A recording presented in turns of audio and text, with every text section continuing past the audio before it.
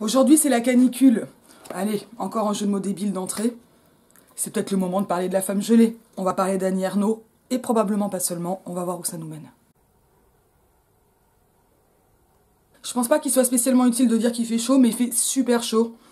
Et je sais que ça va encore être pire, donc bah on y va, et c'est comme ça, on est vaillant. La femme gelée, c'est ce roman d'Annie Ernaux, c'est son 3e. Il date de 1981 et je l'ai fini hier soir. Et donc elle en 1981, enfin probablement avant le temps de la publication. Il est dédicacé à Philippe. C'était pas pour mon papa. On est chez Gallimard. Et bon, il y a quelques remarques biblio. Avant, moi j'ai évidemment dans cette collection dépôt légal 87, ici 21 pour le folio, quoi, l'édition folio. Alors, Annie Ernaux, je l'ai déjà dit, je n'avais lu que les années, et donc là, je n'ai lu que les années et la femme gelée. Peut-être qu'avec quelque chose comme l'événement, je serai dans quelque chose qui me parlera plus, et en fait, on va comprendre pourquoi. Alors, je pourrais faire de cette vidéo une vidéo qui s'intitulerait « Pourquoi je n'aime pas Annie Ernaux ». Je parle des romans, hein, parce que la personnalité m'est quand même globalement très sympathique. Mais pourquoi ces romans, en tout cas ces deux romans-là, me tombent des mains? J'ai pas exactement envie de le prendre comme ça, mais évidemment que je vais en parler. Alors, je sais pas s'il faut la situer, Annie Ernaux, elle est vivante, c'est une écrivaine très reconnue, qui a mis du temps à avoir un accueil critique très très estimé, mais qu'il a actuellement, et qu'il avait quand même. Elle est notamment très importante dans les cercles féministes, elle-même se revendique comme féministe, c'est quelque chose de très important. Et c'est quelque chose que l'on retrouve bien dans les thèmes que l'on aborde, donc la femme gelée, je vais le dire en plus en détail, l'événement sur l'avortement, ou voilà, pas mal. Donc en fait, Annie Ernaux raconte sa vie de femme. Et elle le fait dans un genre qu'elle a quand même plus ou moins inventé, hein, si j'ai bien compris, qui est une genre d'autobiographie sociale. Alors j'ai vu quelque chose, une citation d'elle-même sur Wikipédia tout à l'heure que j'avais trouvé très bien, mais évidemment une socio-autobiographie, je crois. Et ça fonctionne très très bien, et c'est exactement, enfin je pense que c'est une des choses que j'aime pas, alors que tout devrait me faire aimer Annie Ernaux, et pour le coup je trouve ça intéressant à ce niveau-là. Alors quand je dis j'aime pas, ça veut pas dire je suis en colère, ça veut pas dire je déteste, ça veut pas dire j'abhorre, ça veut pas dire j'ai envie de brûler, ça veut dire ça marche pas sur moi, quoi. Et peut-être qu'il faut le dire, le fait que ça ne marche pas sur moi, c'est quand même quelque chose que je déplore, parce que moi je préfère avoir des plaisirs littéraires que des ennuis littéraires ou que des goûts littéraires. Alors peut-être qu'à l'analyse elle est beaucoup plus intéressante, en tout cas elle est bien accueillie par la critique universitaire, et il y a pas mal de gens qui étudient ses travaux. En tout cas, j'ai pas regardé le genre de thèse qu'il peut y avoir consacré à elle. Si on va sur thèse.fr, on voit toutes les thèses consacrées à un sujet ou une personne. Donc quand on tape le nom d'Annie Ernaux, bah, ça va apparaître très vite, par exemple. Les thèses qui vont lui être consacrées, soit intégralement, soit en partie. Mais je l'ai pas fait, mais faites-le. Et je vais le faire en fait après, c'est juste que je l'ai pas fait maintenant. Voilà, mais je comprends pourquoi. Et je pense qu'effectivement, en passant par... je pense qu'elle donne du grain à moudre. Alors, j'ai dit qu'il a été féministe et que c'était pas étonnant. Bon, moi, ça m'amène une espèce de honte, hein, avec mes copines féministes, où j'ose pas dire, je cache que Annie Ernaux m'ennuie, que je la lis pas plus que ça. Et j'aurais été contente qu'elle ait le prix Nobel, hein, cette année, par exemple, pour le dernier. Enfin, voilà, ça n'empêche pas de l'estime, hein, mais je me sens pas toujours très à l'aise de pas plus aimer, et pas que pour des raisons féministes, parce que je sais que c'est une grande écrivaine. Voilà. Mais bon, ça marche pas toujours. Alors, qu'est-ce qui va se passer? On prend un peu le début, comme ça on va se rendre compte. Alors, je pense que c'est elle qui a fait la petite intro, là, la narratrice. Alors, si j'ai bien compris, son premier livre était vraiment un roman, elle est passée, je sais plus si c'est au 2 ou 3e, à l'autobiographie, où elle va se prendre, en fait, voilà, prendre sa propre vie, exactement, comme matière de ses textes, qui sont plus exactement des romans. Femmes fragiles et vaporeuses, fées aux mains douces, petits souffles de la maison qui font naître silencieusement l'ordre et la beauté. Femmes sans voix, soumises, j'ai beau chercher, je n'en vois pas beaucoup dans le paysage de mon enfance. Ni même le modèle au-dessous, Moins distinguées, plus torchons, les frotteuses d'évier à se mirer dedans, les accommodatrices de reste, et celles qui sont à la sortie de l'école un quart d'heure avant la sonnerie, tous devoirs ménagers accomplis. Les bien organisées jusqu'à la mort. Mes femmes à moi, elles avaient toutes le verbe haut, des corps mal surveillés, trop lourds ou trop plats, des doigts râpeux, des figures pas fardées du tout, ou alors le paquet, du voyant, en grosses taches, aux joues et aux lèvres. Leur science culinaire s'arrêtait au lapin en sauce et au gâteau de riz, assez collant même. Elles ne soupçonnaient pas que la poussière doit s'enlever tous les jours. Elles avaient travaillé ou travaillaient au champ, à l'usine, dans des petits commerces ouverts du matin au soir. Il y avait les vieilles qu'on allait voir le dimanche, après-midi, avec les boudoirs et le flacon de gouttes pour arroser le café. Des femmes noires et cotis, leurs jupes sentant le beurre oublié dans le garde-manger, rien à voir avec les mamies sucrées du livre, de lecture surmontées d'un chignon neigeux, et qui moumontent sur leurs petits-enfants en leur racontant des histoires de fées. Des aïeuls, ça s'appelle. Les miennes, mes grandes-tantes, ma grand-mère, n'étaient pas commodes. Elles n'aimaient pas qu'on leur saute dans le tablier. Perdu l'habitude, juste le béco de l'arrivée du départ après l'invariable. T'as encore grandi et t'apprendis toujours bien à l'école. Elles n'avaient plus grand-chose à dire, me dire. Elles parlaient en patois avec mes parents de la vie chère, du loyer et de la surface corrigée. Des voisins et, de temps en temps, elles me regardaient avec des rires.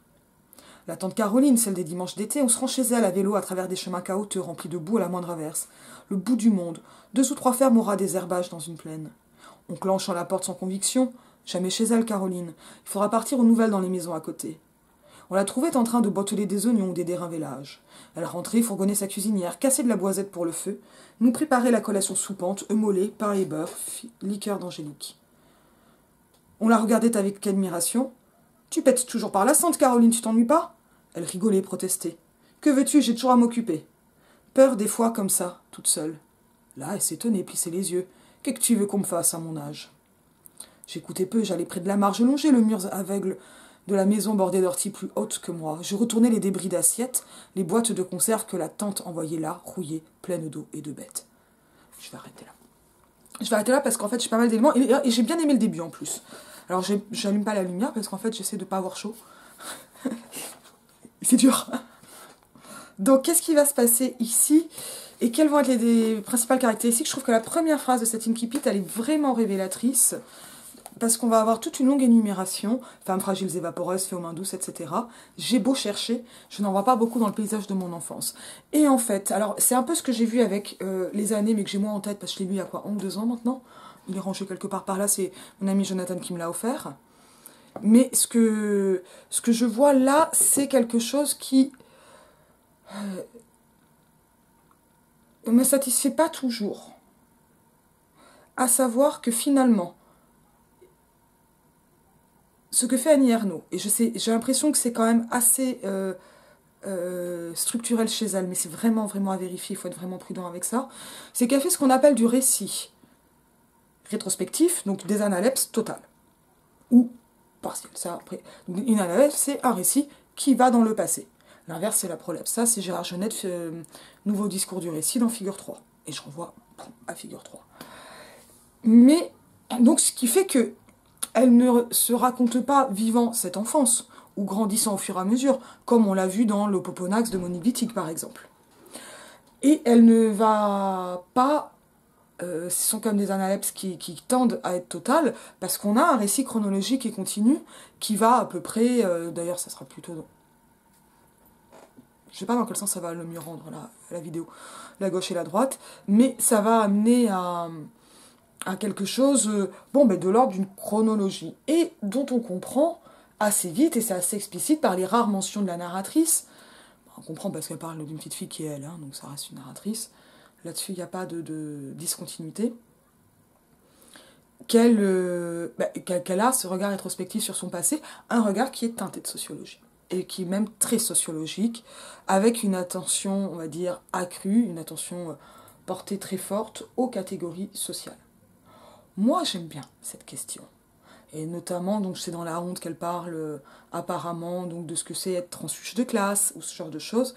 Et ce sont des thèmes qu'il est très important d'aborder. Et ça, en fait, en racontant sa vie de femme, La femme gelée, finalement, aborde cette question donc, de ce qui fait que une femme devient, non pas une femme au foyer, parce qu'à la fin, elle n'est pas femme au foyer, pardon, j'ai spoilé, mais une femme gelée. C'est la seule métaphore, d'ailleurs, me semble-t-il, du livre qui apparaît à la fin.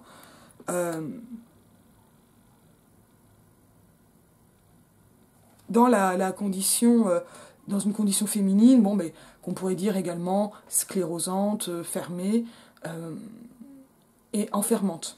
Quelque chose de l'ordre d'une oppression des femmes, qui ici s'attache particulièrement aux tâches ménagères, à la vie domestique et en arrière-plan à l'amour, notamment l'amour marital, à ces questions-là. Et donc finalement, on a quelque chose qui va remonter à l'enfance pour arriver au présent de la 4e de couverture, à la 30 ans, les professeurs mariés un cadre, mère de 2 enfants, etc. Et là, moi, j'ai été très déçue de ça, parce que c'est pas que j'aime pas la vie des petites filles, mais je m'attendais vraiment à quelque chose sur le quotidien, qui aborde de façon frontale le quotidien d'une femme mariée. Donc il y a un genre de décadrage par rapport à ce qu'annonce la 4e, et par rapport à ce que je pensais, et même par rapport au titre, parce qu'en fait, le titre, c'est le point d'arrivée.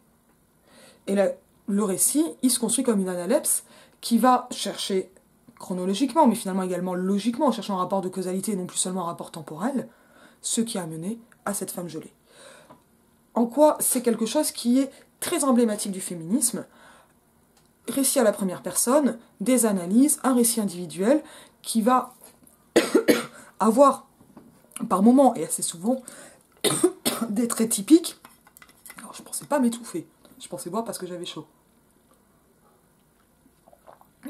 Une sécheresse à la gorge, mais c'est aussi lié à la chaleur, ça, et à la pollution. Avec mes excuses. Ça va être typique en tant que, elle est bien appréhendée, saisie, en tant qu'une petite fille, révélatrice ou non, de certains rapports de classe, en décalage ou non avec ses autres camarades, et on le voit donc dès ce début, par ces énumérations, finalement, les modèles des livres ne sont pas les modèles qu'elle a connus dans son enfance, et notamment sur cette question de la répartition des tâches ménagères. Avec cette question qui est quand même un peu un mystère, qui est de savoir comment elle se retrouve à être la seule à s'occuper des mômes et de la maison, alors même que c'était son père qui s'occupait des tâches domestiques dans sa propre maison. Et qu'elle n'a pas appris. Donc finalement, il y a quelque chose ici d'un très long avant le mariage et d'un après le mariage. Un avant le mariage qui montre globalement, ou qui représente à quel point elle n'était pas préparée à la vie de femme tenant un foyer, puisqu'elle n'est pas longtemps femme au foyer, d'une femme tenant un foyer, et à quel point elle le devient rapidement une fois qu'elle se marie. Comment se fait cette bascule, ce tournant. Et ça, c'est vraiment quelque chose qui est vraiment intéressant sur ce cadrage. Donc c'était pas celui que j'attendais, ça m'a déçue parce que j'attendais autre chose, mais enfin je m'en suis remise. Et il y avait quand même un truc qui se décrochait.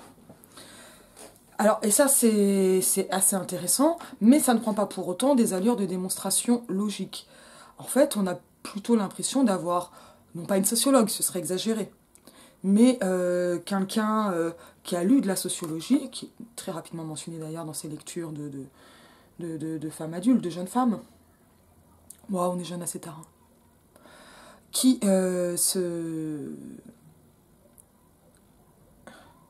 s'intéresse à la sociologie, mais sans cette application avant un temps qui deviendra donc celui de l'écriture finalement. Ou pas longtemps avant l'écriture, mais qui est dans du hors-texte. C'est pour ça que quand j'ai dit une analepse totale, mais c'est une analepse partielle. L'analepse totale, elle arrive jusqu'au moment de la situation d'énonciation, et c'est ainsi que je suis arrivée devant vous. Et l'analepse partielle, elle s'arrête dans le passé. Donc on est en partiel. Avec un constat, et un constat qui est pas marrant évidemment, parce que c'est pas très agréable d'être la seule à faire le ménage, mais qui essaie qui raconte, en fait, ça qui fait qu'on a un cadrage qui va raconter, avec un choix, on va dire, thématico-chronologique, dans l'ordre, en suivant quand même globalement une thématique. Donc, cette vie, comment il y a, ou pas du tout, une préparation à cette vie ménagère,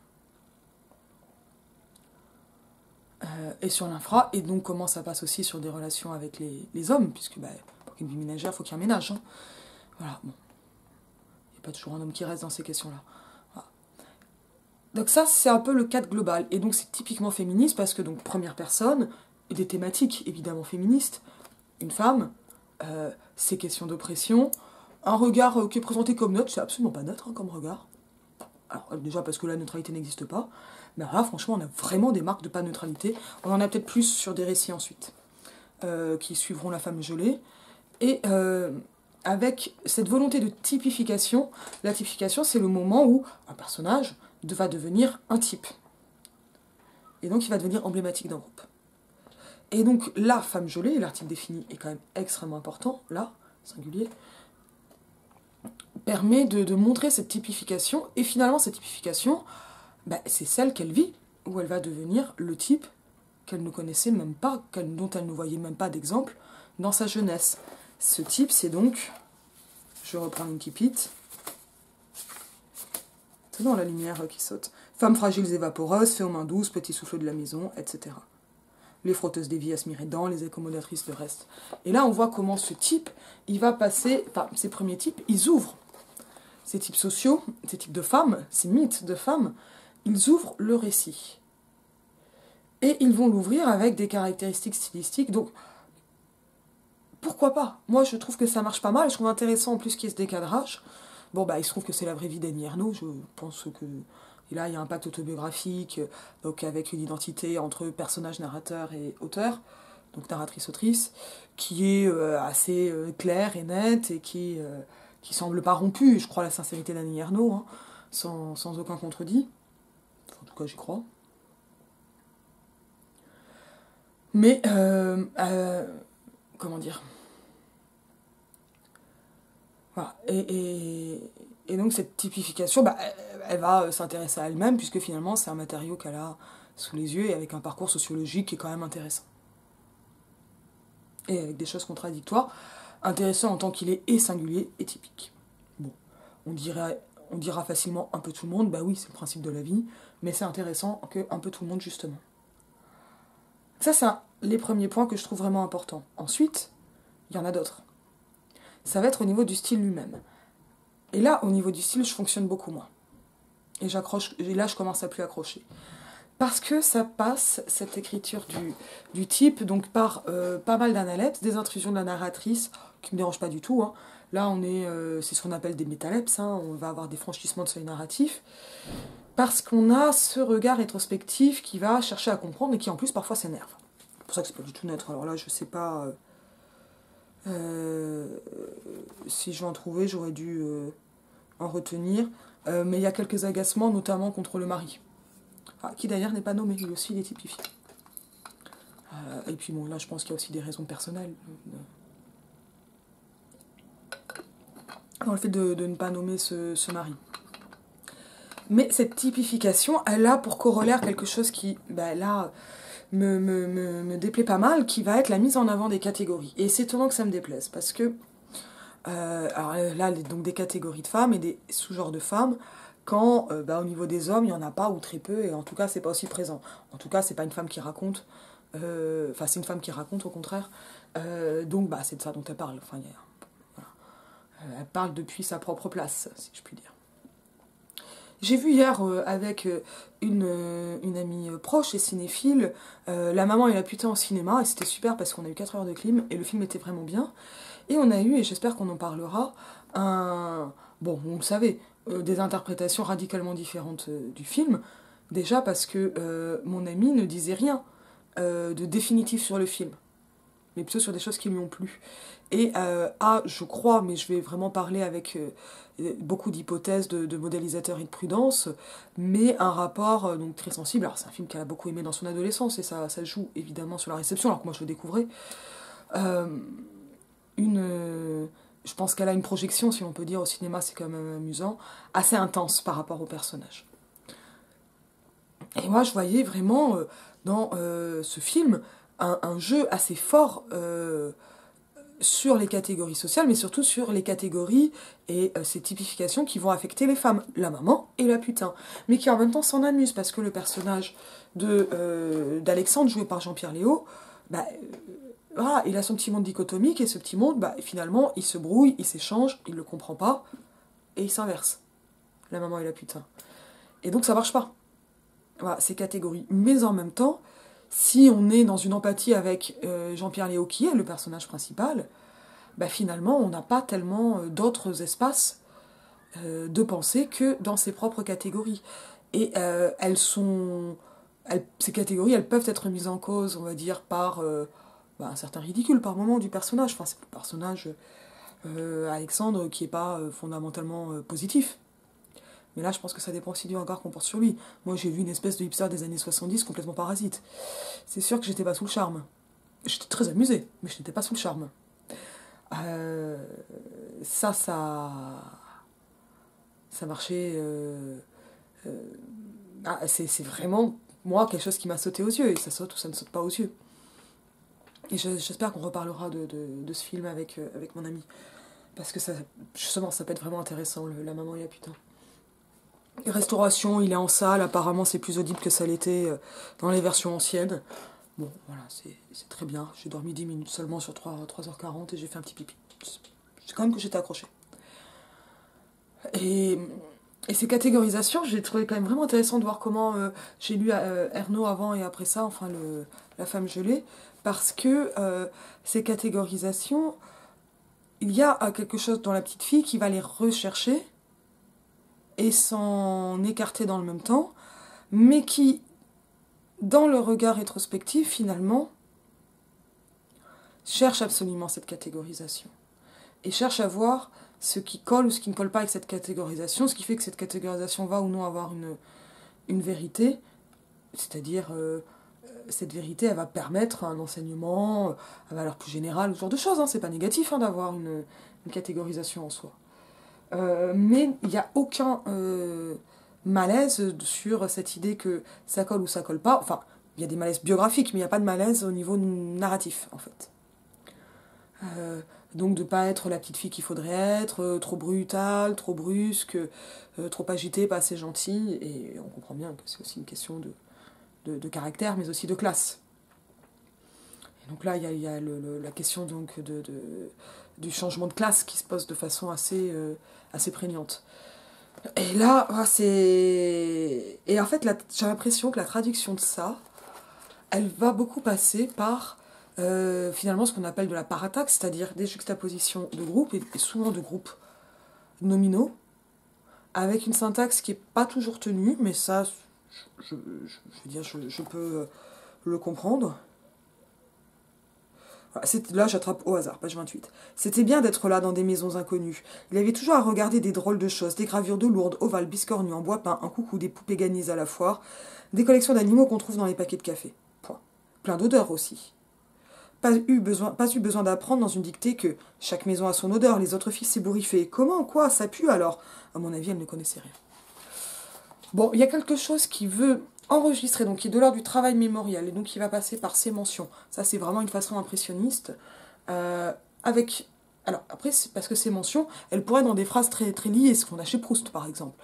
Mais, et donc, il n'y a pas une recherche de savoir quelle est l'impression elle-même, de savoir ce que ça avait été d'être une petite fille, mais plutôt de quelque chose d'un peu téléologique, en fait.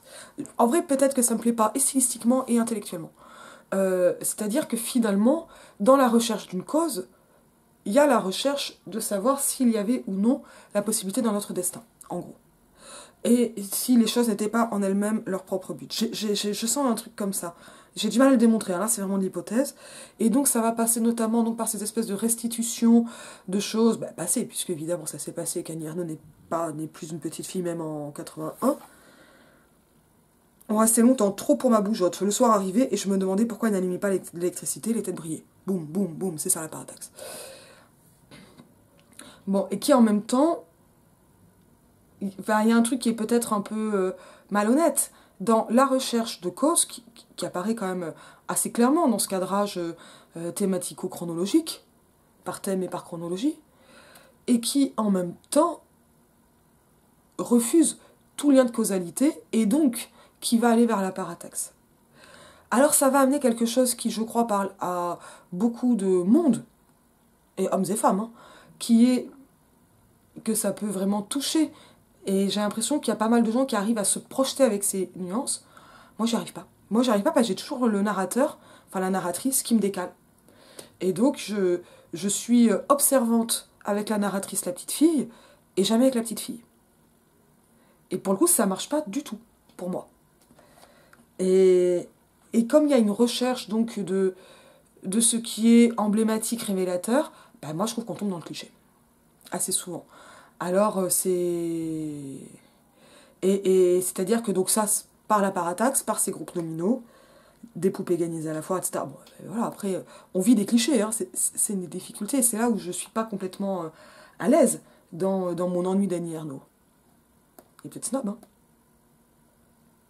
Mais ça me donne l'impression de déjà le connaître, en fait. Alors qu'en fait, non. En fait, je le connais pas.